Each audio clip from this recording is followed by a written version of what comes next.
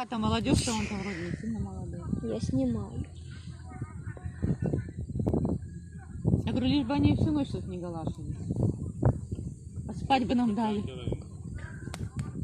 Так разница большая, когда ты будешь спать, а тут будет орать. А вдруг так и будет? А? Вдруг так и будет. Так не удивлюсь.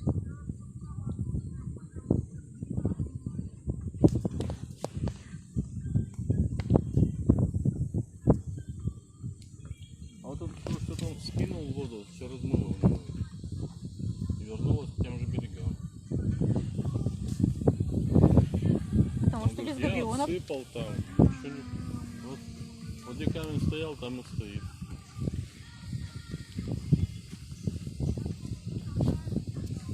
Может еще дрова кинуть? Тебе мало? Дай поближе, все. А лучше тапки одеть. Да, будет холодно. У тебя тепло через ноги уходит.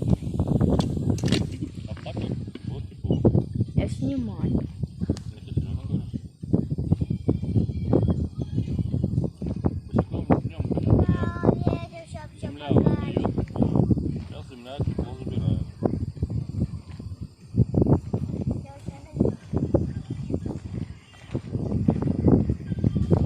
Может, вам тоже что-нибудь такое читать? Руки так длинные. Не, я так спать не. Я сейчас купаться еще пойду. Я тоже.